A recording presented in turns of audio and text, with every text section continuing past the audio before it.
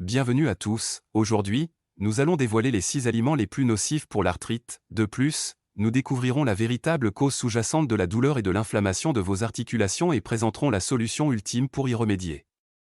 L'arthrite est une maladie répandue caractérisée par une inflammation des articulations, un gonflement, raideur et amplitude de mouvement réduite, avec plus de 100 types d'arthrite différents. Deux formes principales dominent.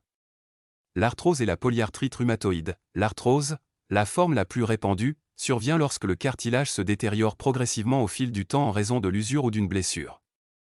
D'un autre côté, la polyarthrite rhumatoïde implique une réponse auto-immune qui déclenche des inflammations et peut affecter d'autres organes du corps. D'autres types d'arthrite comprennent le rhumatisme psoriasique, une maladie auto-immune qui affecte personnes atteintes de psoriasis, une affection cutanée caractérisée par des taches rouges avec des reflets argentés. La goutte, une autre affection douloureuse, résulte de l'accumulation d'acide urique dans les articulations, surtout le gros orteil. La fibromyalgie, un trouble chronique, se caractérise par des douleurs musculaires généralisées, de la fatigue et de la sensibilité près des articulations, bien que chaque type d'arthrite présente ses propres symptômes et facteurs de risque associés. Ils partagent tous un fil conducteur, l'inflammation joue un rôle important dans leur développement. Commençons par discuter du premier aliment qui aggrave les douleurs articulaires. Un légume morel. Les personnes souffrant d'arthrose, de polyarthrite rhumatoïde ou d'autres problèmes articulaires tels que la goutte peuvent trouver bénéfique d'éliminer les légumes solanacés comme les tomates, les aubergines, les pommes de terre et les poivrons de leur alimentation.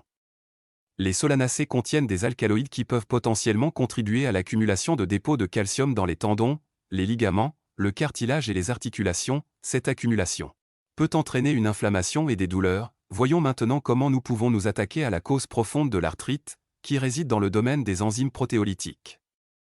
Voici l'essentiel à retenir. Les enzymes protéolytiques possèdent des propriétés remarquables, propriétés anti-inflammatoires et sont essentielles pour une vie sans douleur. Ces enzymes, également appelées protéases, sont un type d'enzyme systémique qui décompose les protéines en unités plus petites et plus facilement digestibles que le corps peut utiliser efficacement. L'une des principales fonctions des enzymes protéolytiques est de décomposer l'excès de fibrine présent dans le système circulatoire et les tissus conjonctifs, y compris les muscles. Ce faisant, ces enzymes aident à éliminer la fibrine et le tissu cicatriciel, permettant une meilleure oxygénation et l'apport de sang riche en nutriments au tissu.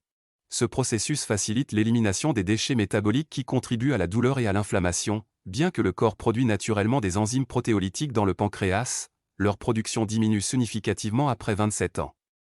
Il est donc important de les obtenir à partir de sources alimentaires ou via des compléments alimentaires.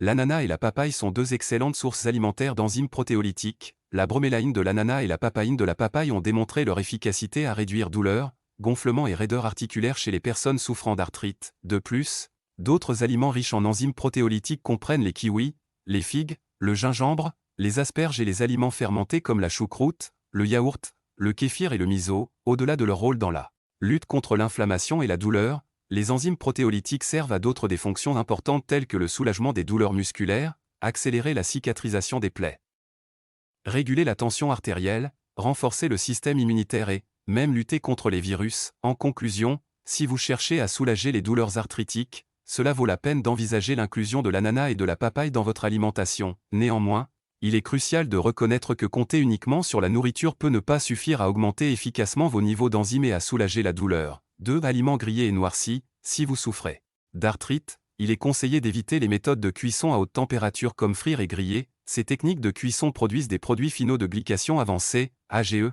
Cela peut intensifier l'inflammation et aggraver les douleurs articulaires. Il est donc recommandé d'éviter les aliments comme les viandes grillées et des pommes de terre frites pour minimiser l'apport de ces composés inflammatoires. 3. Huiles et gras trans. Les huiles végétales, également appelées huiles de graines raffinées, sont parmi les principales coupables. Lorsqu'il s'agit d'aggraver les symptômes de l'arthrite et l'inflammation, les huiles couramment utilisées comme les huiles de maïs, de tournesol, de cartame et de soja peuvent être trouvées dans les ménages et des restaurants. Il est difficile d'éviter les huiles végétales puisqu'elles sont également présentes en grande quantité dans les aliments emballés ou transformés tels que les chips, les aliments chauds, pain blanc, poulet frit, frites et collations salées. La principale raison pour laquelle ces huiles sont nocives est leur teneur élevée en acides gras oméga 6, qui sont sujets à l'oxydation lorsqu'ils sont exposés à la chaleur et à la lumière. L'oxydation fait référence au fait que l'huile est endommagée par des réactions chimiques et devient rance. Ces huiles rances contribuent de manière significative à l'inflammation de la muqueuse intestinale, des articulations et les vaisseaux sanguins, exacerbant ainsi la douleur et les maladies chroniques. Pire encore, Les gras trans artificiels, souvent étiquetés comme des huiles partiellement hydrogénées, emballages alimentaires, shortening végétal utilisé dans les produits de boulangerie, le maïs soufflé au micro-ondes, la margarine, les fast-food frits, et les crèmes à café sans produits laitiers sont des sources courantes de gras trans. Pour réduire l'inflammation, il est conseillé de remplacer les huiles végétales par des graisses saines comme huile d'avocat, huile de macadamia, huile de noix de coco, beurre nourri à l'herbe et huile d'olive extra vierge, même si l'on vous a peut-être dit que l'inflammation était la seule responsable. La vérité est plus nuancée, la véritable cause sous-jacente est un excès de fibrine autour des articulations, conduisant à des problèmes chroniques, inflammation et douleurs. Alors, qu'est-ce que la fibrine? C'est une protéine insoluble impliquée dans la cicatrisation des plaies et sert de base aux caillots, des croûtes et des cicatrices. Voici comment fonctionne la fibrine. Lorsque votre corps subit une blessure, même une légère bosse, une égratignure ou un changement soudain de température déclenche une réaction. Premièrement, les globules blancs sont envoyés vers la zone touchée pour combattre l'infection, ce qui entraîne en cas d'inflammation et de gonflement. Deuxièmement, la fibrine est libérée pour former un réseau résili semblable à un maillage qui scelle le site et initie le processus de guérison. Ce maillage est crucial pour capturer les plaquettes et les globules rouges nécessaires aux caillots sanguins. Normalement, une fois la blessure guérie, la fibrine se décompose et l'inflammation disparaît. Cependant, dans l'arthrite, la fibrine continue de s'accumuler dans les vaisseaux sanguins et les vaisseaux conjonctifs et tissus entourant les articulations. L'excès de fibrine s'épaissit et durcit, formant du tissu cicatriciel qui restreint la circulation sanguine et oxygène. Par conséquent, le processus de guérison ralentit, provoquant une raideur et une douleur prolongée. C'est précisément pourquoi les analgésiques deviennent moins efficaces avec le temps, ils négligent la cause profonde du problème. La fibrine n'affecte pas uniquement les articulations.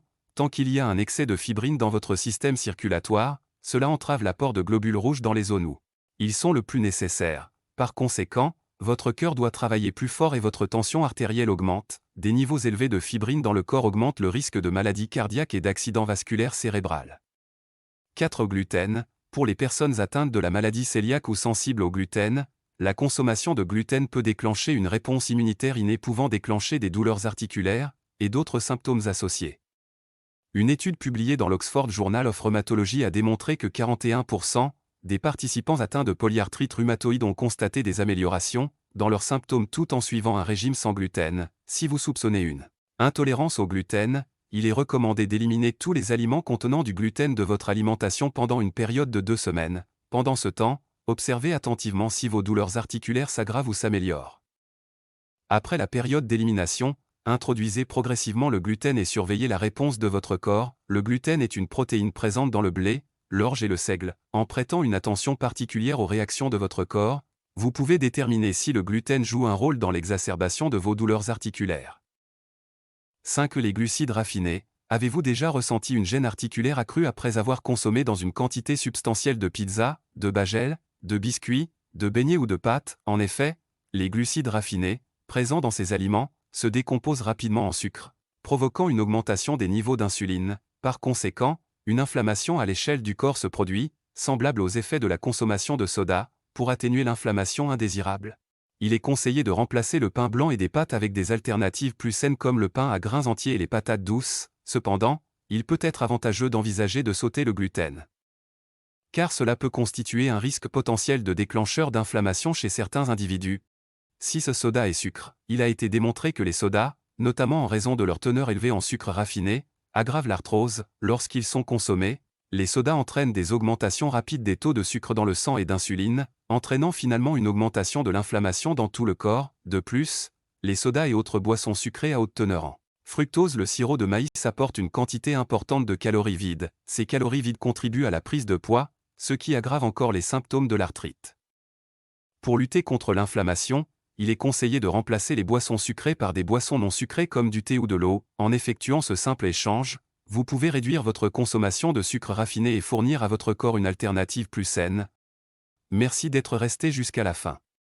Si vous avez trouvé ces informations utiles, nous vous demandons de bien vouloir vous abonner et de les partager avec vos proches.